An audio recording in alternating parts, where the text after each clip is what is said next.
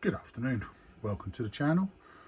Hope we're all good and enjoying the summer of weird weather.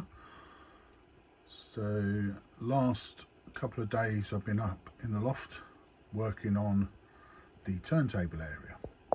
So originally it was cut here, but because I then introduced the inner loop, the buildings were too close to the turntable and I couldn't get them in very well.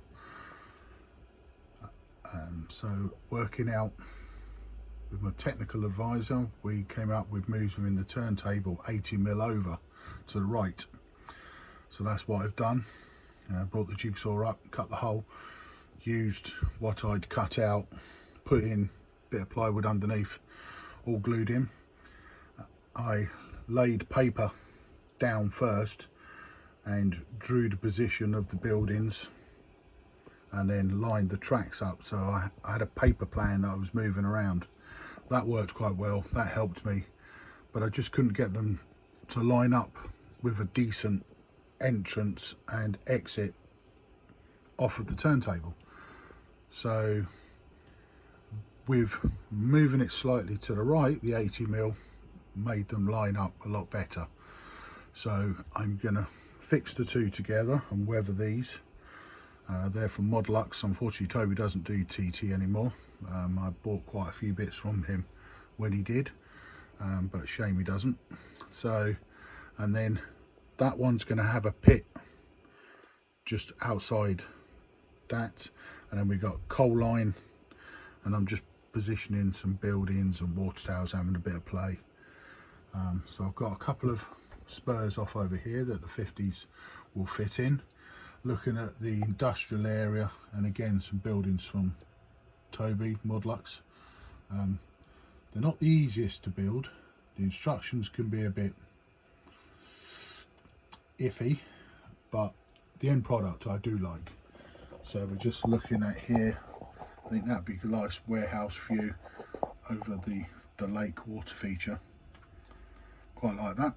So, but probably move stuff around at a later stage. But the idea of the video was just to show the turntable, and at last it's in position. I've soldered and done my droppers, but I haven't connected them into the bus yet. So that's going to be the plan for probably this afternoon, Monday. Get those in, then I can test the locos going across, make sure it all still works as it did before I moved everything and disconnected it. So yeah, got some lights coming for the platforms.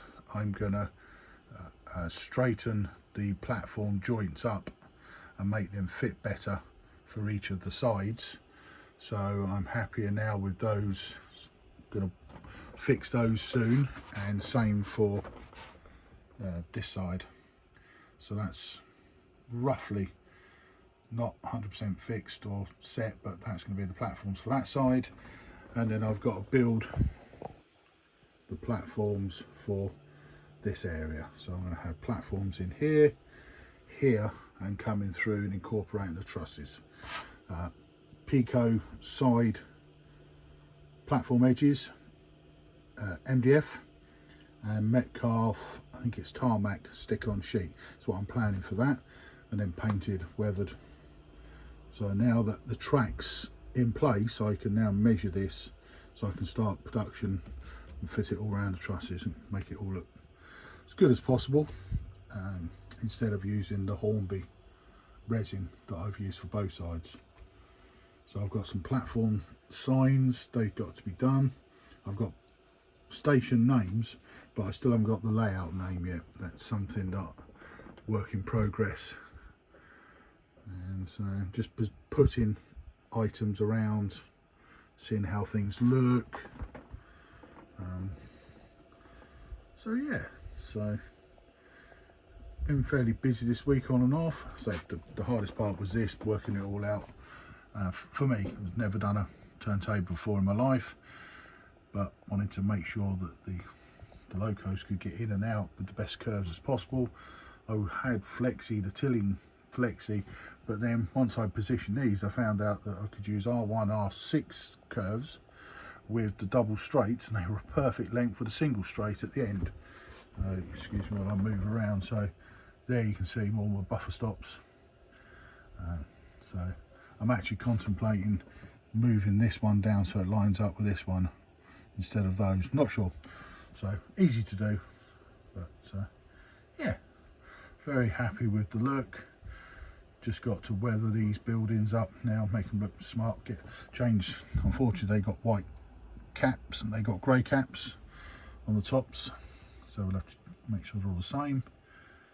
But yeah, looking good. So yeah, just thought I'd do a very quick vid just to see and show what I've been up to.